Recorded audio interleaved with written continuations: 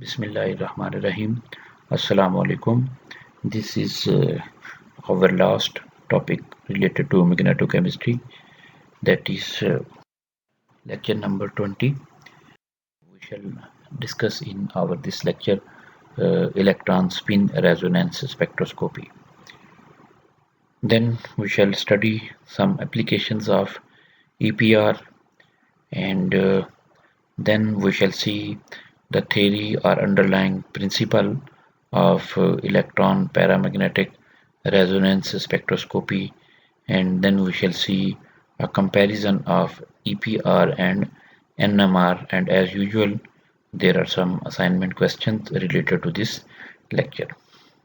In the start of this course, we have studied that causes of magnetization is movement of a charged particle, and at that stage I have given you an example related to movement of charges or electrons in any conductor, and I told you that whenever there is a movement of any charged particle in a conductor, there will be a production of magnetic moment around that conductor. And from that concept, I explained or compared atomic model, and I related uh, the electron in an atom, and I told you that orbit is just like a conductor, just like the charges or electrons are moving in a wire. Similarly, the movement of electron in orbital is a source or cause of production of magnetic moment. And at that stage, we studied that there are only two types of charged particles within an atom. One of them is electron and the other one is proton. Both of these two species cause magnetization within the atom. And from these two sources of magnetization, we can elucidate or predict or find structure of our organic or organometallic or any inorganic compounds. That's why it is always necessary to discuss EPR with NMR and NMR with EPR.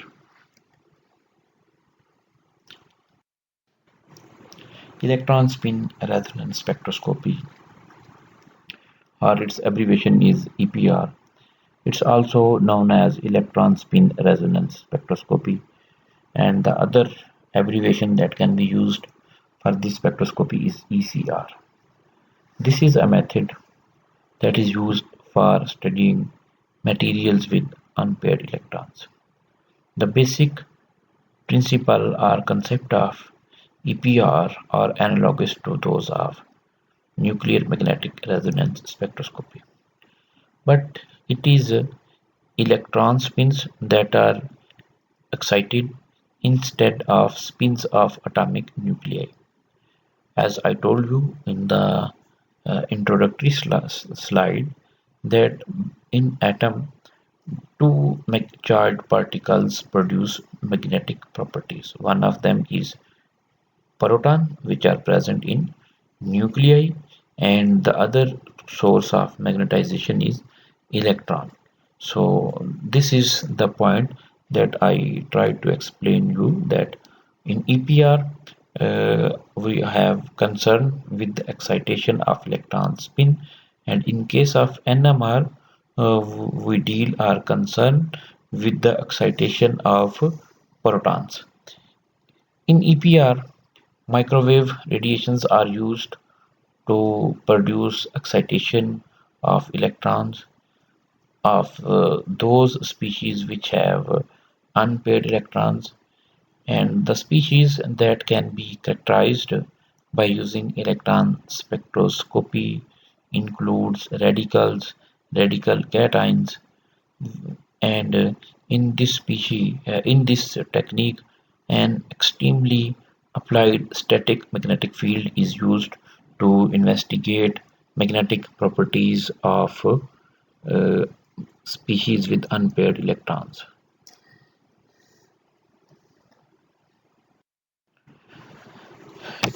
Now we shall discuss about some applications of EPR. It is a very versatile technique. It means it can be used to investigate magnetic properties of a wide range of species. It can be used to predict magnetic properties of organic compounds. It can be used to investigate magnetic properties of inorganic species. It can be used to investigate magnetic properties of organometallics. Further, the same technique can be used to investigate magnetic properties of hybrid materials. Hybrid materials are some other type of materials means which contain organic as well as organic moieties. Further, this technique is a non-destructive energy technique. Non-destructive means in this technique, our material is not destroyed. That material can be used further for any type of applications. For some techniques like UV, am giving you the example of UV or flame photometer because this instrument is very common in our universities. And you know, for UV or flame photometer, we are in need to prepare solutions of the material. And once you dissolve your analyte in a solvent, then that material is useless. You cannot use for any other purpose. But the non-destructive techniques mean they use their material as such, and after processing within that technique or instrument, the material is as such. So if we generalize the application of EPR in some chemical processes, then we can say that this technique can be used to investigate the progress of oxidation and reduction processes. This technique is also applicable to study bi-radicals and triple state molecules. From the bi-radical, I want to tell you that usually we know that oxygen is present in the form of O double bond with O, but practically oxygen is found in bi-radical forms, means there is a single bond between oxygen atoms and both of the oxygen atoms contain one electrons in singlet form. This technique can be used to investigate reaction kinetics, and further it has versatile applications in the fields of biology, medicines, and physics.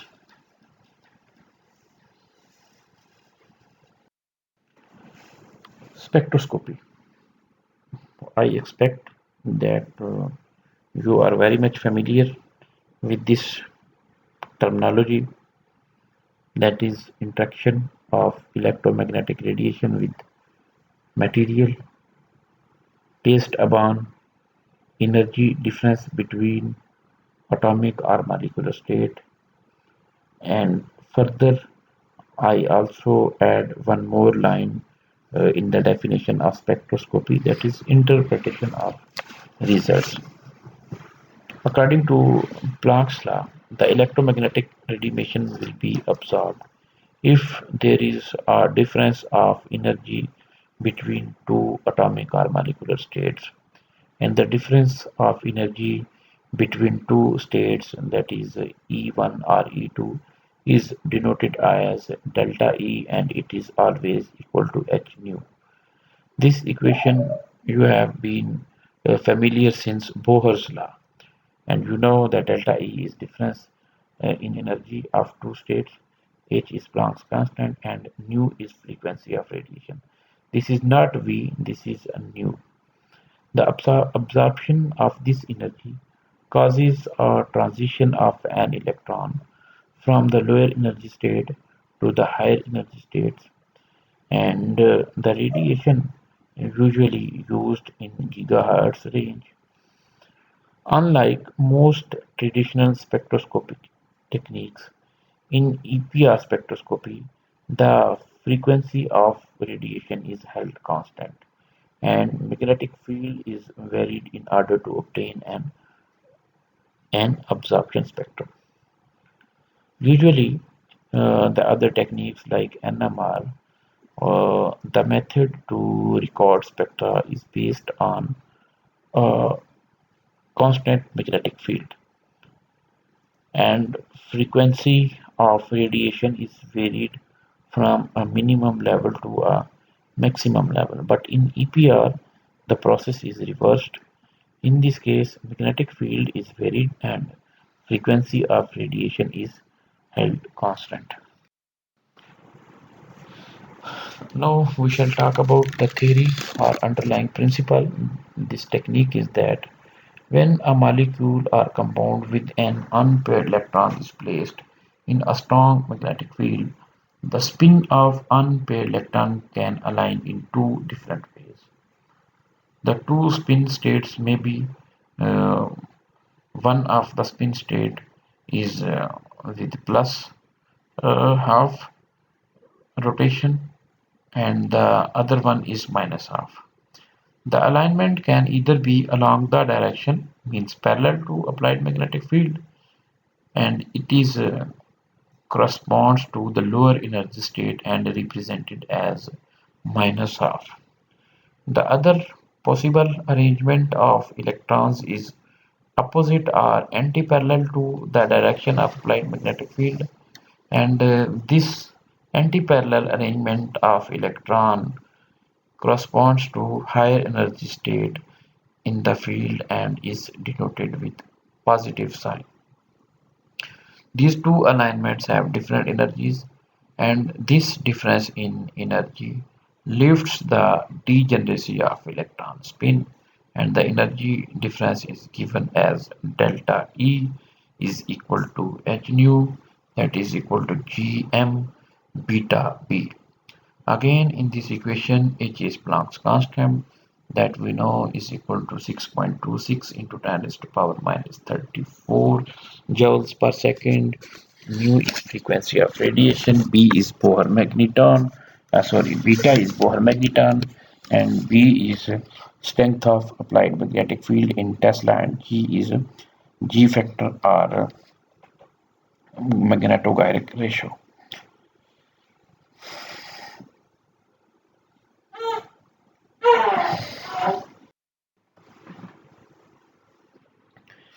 In this energy level diagram, you can see that on the x-axis there is a magnetic field.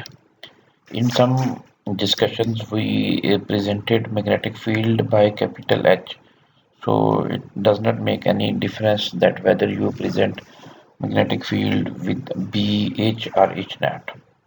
And on the y-axis, there is an energy level. So you can see the dotted lines parallel to x-axis and y-axis are bisecting each other, and at that point the energy is equal to 0. So when we gradually increase applied magnetic field, the the spins of electrons are getting apart from each other, and at B means when there is maximum strength of magnetic field, the difference between two spin states becomes maximum. And in our previous slides I told you that the anti-parallel arrangement is presented by plus sign, and it is related to higher oxidation state, and parallel alignment of species is presented by negative sign, and it is related to lower energy level, and the difference of energy between these two energy states is delta E. During the experiment, the value of H, nu and beta does not change. There are only two variables in the previous equation. One is G and the other one is B. Means whenever we shall increase the strength of applied magnetic field, then the value of G will be decreased. The G factor is a unitless measurement of intrinsic magnetic moment of electron. and its value for a free electron is around 2.0023. The concept of G can be roughly quoted to the value of chemical shift in NMR. Uh, NMR in NMR, the location of or position of hydrogen or carbon is related to its chemical shift value. But in case of EPR, the value is related to G factor. EPR spectrum is actually an absorption of microwave frequency radiation plotted against magnetic field intensity. Now we shall discuss about a comparative analysis between EPR and NMR. EPR is fundamentally similar to more widely familiar method of NMR spectroscopy with several important distinctions. Both spectroscopic techniques deal with interaction of electromagnetic radiation with magnetic moment of particles, but there are some differences between these two spectroscopic techniques. EPR focuses on interaction between an external magnetic field and unpaired electrons of whatever system is localized, as opposed to nuclei of individual atoms. The electromagnetic radiation used in NMR is typically confined to radio frequency which ranges between 300 to 1000 megahertz, whereas EPR is typically performed using microwaves in 3 to 400 gigahertz. So sometimes a question is asked about the mode or type of frequency being used in EPR or NMR, and similarly the frequency range can also be asked in MCQs. In EPR, the frequency is typically held constant while magnetic field is varied. This is the reverse of how NMR experiments are typically performed, where the magnetic field is held constant while the radio frequency is varied. Due to short relaxation time of electron spins in comparison to nuclei, EPR experiments often be performed at very low temperature, often below 10 Kelvin, and sometimes as low as 2 Kelvin. This typically requires use of liquid helium as coolant. EPR spectroscopy is inherently roughly 1000 times more sensitive as compared to NMR spectroscopy due to higher frequency of electromagnetic radiation used in EPR in comparison to NMR. So from this slide you can also make your mind regarding temperature and sensitivity of EPR, though these uh, magnitudes are very important with respect to MCQs. Some materials which are suitable are atoms or ions or transition elements which contain unpaired electrons inside complete completed 4s subshells. This experiment will allow you to examine manganese plus 2 and either chromium plus 3 or iron plus 3. A small number of organic molecules are called free radical because they contain a single unpaired electron.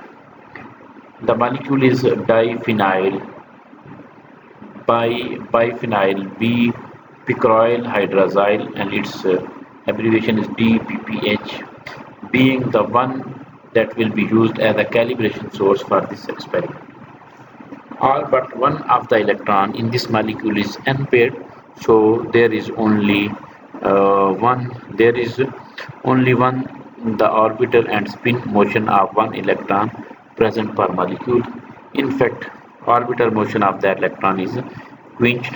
The spin motion of this single electron, that is unpaired electron, gives to this molecule a G factor that very nearly equals that of free electron, and its value is G is equal to 2.0038 instead of 2.00232. Here is a comparative analysis.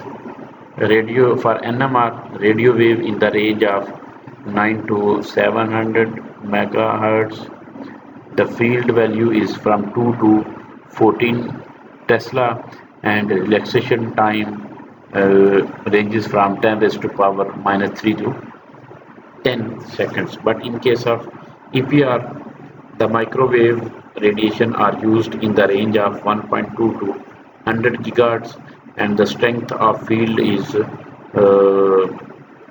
kept constant, ranging from 0.03 to zero point 0.3 Tesla, and relaxation time in case of EPR of an electron is 10 raised to power minus 9 to 10 raised to power minus 6. So that's why the EPR is around 1000 times more sensitive as compared to NMR. Additionally, problems with biological EPR spectroscopy is the microwave absorption of H2O in biological objects. This is the another way of representation of splitting or breaking of degeneracy of electrons in the presence of an applied magnetic field, or we can say parallel or anti-parallel arrangement of electrons under the influence of applied magnetic. The basic principle of EPR spectroscopy lies in the spin of an electron, and it is associated with magnetic moment. When an electron is placed within an applied magnetic field, that is B or B naught, the two possible states of the electrons have different energies. The energy difference is the result of Zeeman's effect. The lower energy state occurs when the magnetic moment of electron is aligned with magnetic field. A higher energy state occurs when mu is aligned against the magnetic field.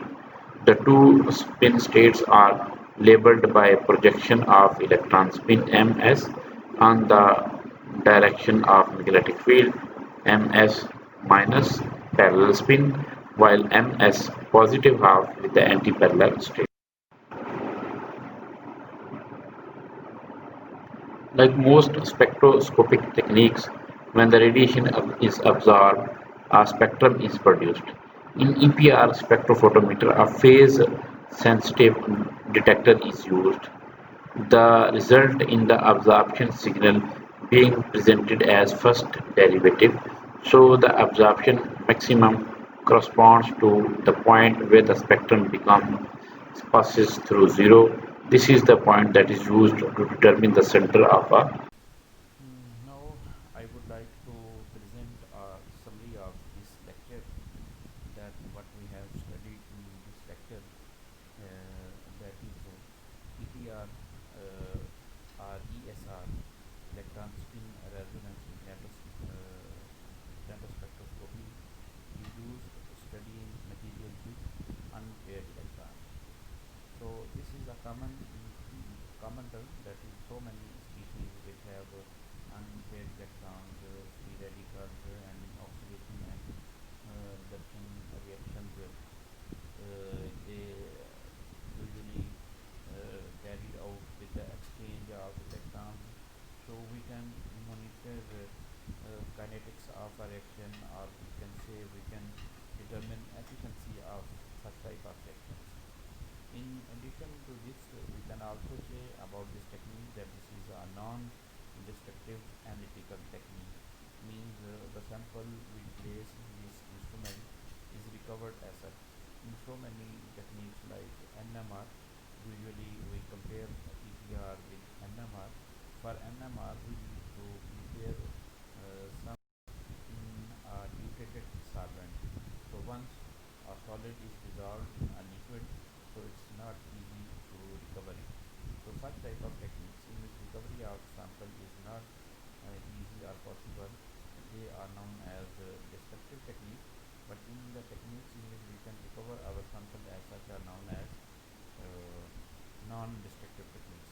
There are also some other destructive techniques like TGA. In TGA, that is thermogravimetric analysis, we have to measure the weight loss of a material with the passage of time and increment of temperature. So in this technique, the compound is completely burned. Similarly, in FTIR, we have two types of FTIR. In the old one, we need to prepare sample in KBR. We have to mix our portion 1 to 100 ratio of KBR. So from that prepared sample, it is not easy to recover our analyte.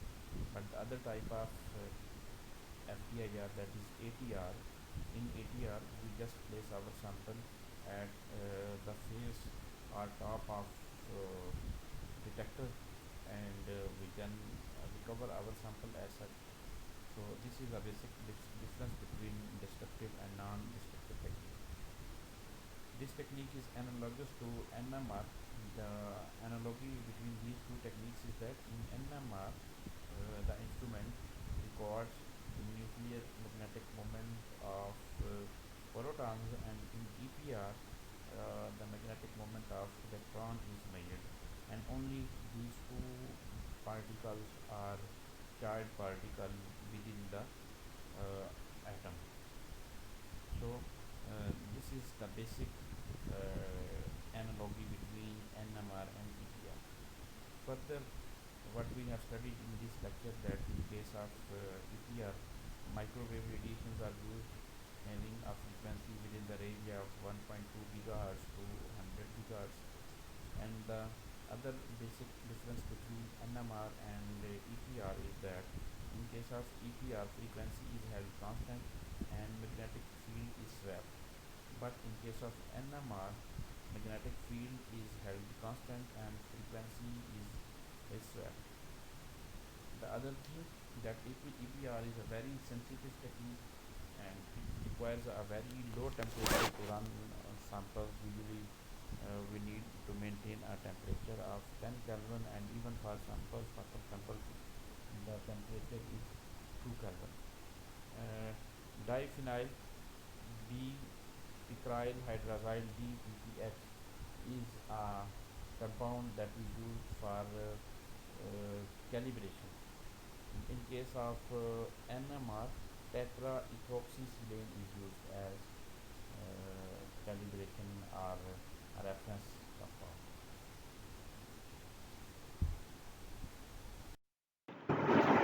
So rest discussion about the signals and intensity of a signal will be discussed in coming lectures.